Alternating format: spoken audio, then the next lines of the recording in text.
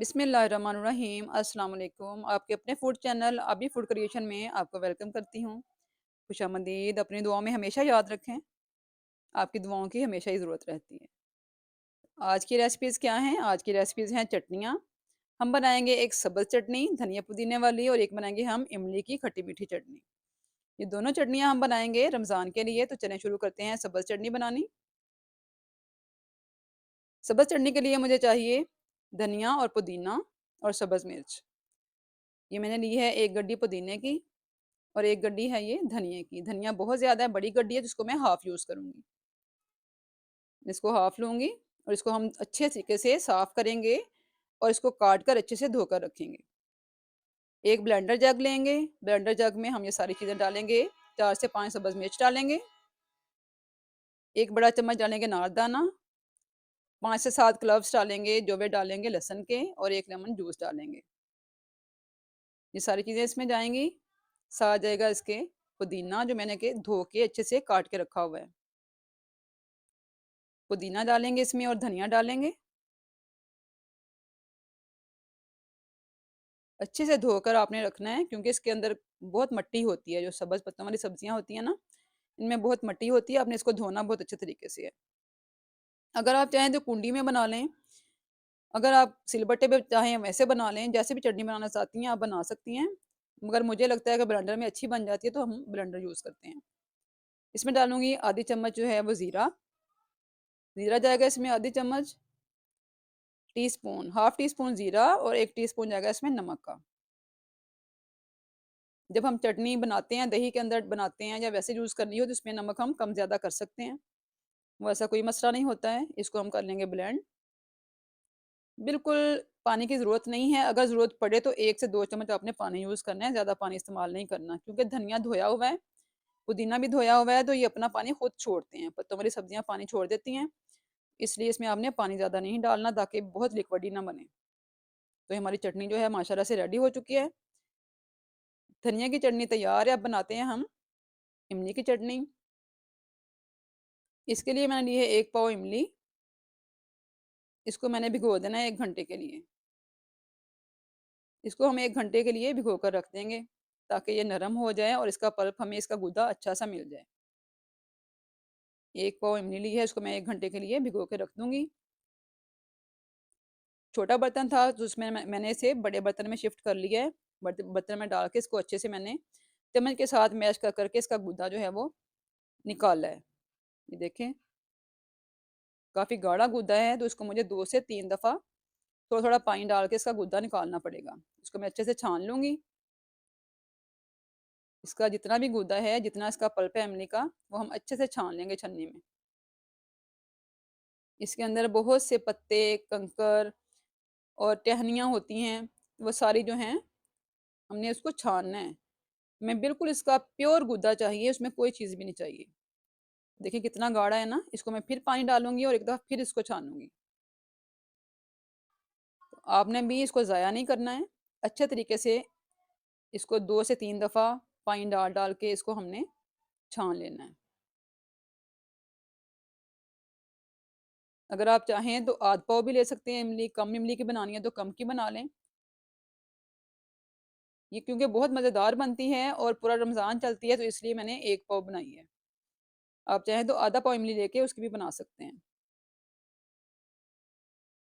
ये देखिए मैंने इसकी अब गुठलियाँ जो हैं वो अलग कर ली हैं क्योंकि इसका गूदा मैंने 2 से 3 दफ़ा अच्छे से धो के हासिल कर लिया है।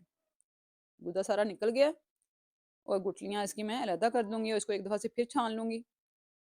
तो फिर हमें इस तरीके से इमली का सारा गूदा मिल जाएगा और बिल्कुल प्योर मिलेगा। इसमें कोई चीज़ भी नहीं होगी, कोई गुठली, कोई कंकर, कोई पत्ता नहीं होगा, कोई टहनी नहीं होगी। ये देखें, इसको मैंने अच्छे से साफ़ कर लिया है और ये इसका गंद जो है वो इसको हम फेंक देंगे। बस इसको पतीली में डाल लिया, अब इसको हमने क्या करना है चूल्हे पे रख देना है, पकने के लिए। हमारा गूदा जो है बिल्कुल प्योर गूदा हमें मिल चुका है। अब इसको पकाएँगे। बस इसको हमने अब थोड़ी-सी मीडियम आँच रख के इसको पकाना है।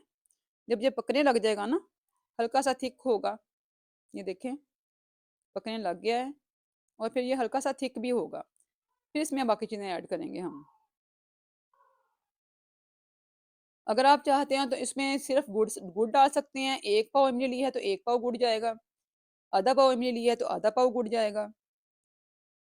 मैंने इसमें गुड़ भी डालना है और चीनी भी डालनी है। ये काफ़ी हद तक जो है वो इसका गूदा पक गया है, हमारा इमली का पानी जो है वो कम हो गया, तो इसमें डालूँगी मैं अब गुड़, जो कि है आधी प्याली, और आधी प्याली डाली जाएगी इसमें चीनी की। ये दोनों चीज़ें इसमें जाएँगी और इसको हम अच्छे से फिर पका लेंगे। क्योंकि गूदा पतला है, इसका ज़्यादा वाटरी है, तो इसमें इसको थिक करने के लिए इसमें मैं कॉर्नफ्लोर यूज़ करूँगी। कमर्शियल बेसिस पे बाज़ार में जो इमलियाँ मिलती हैं ना, उनमें भी ये कॉर्नफ्लोर यूज़ हुआ होता है।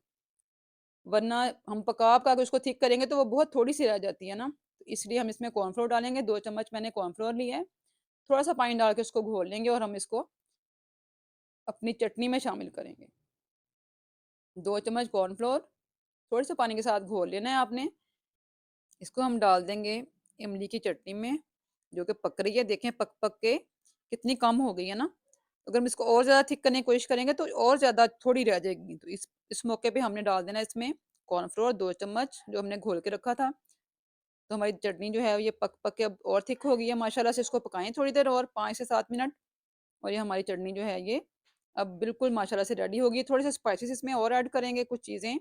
हाफ़ टी स्पून डालूँगी मैं इसमें सुरख मिर्च कुटी हुई, ताकि थोड़ा-सा हल्का-सा इसमें तीखापन भी महसूस हो। ठीक है? और साथ जाएगा इसमें 1 चुटकी के करीब बिल्कुल नमक जाएगा, और 1 चम्मच भर के डालूँगी इसमें तेल का।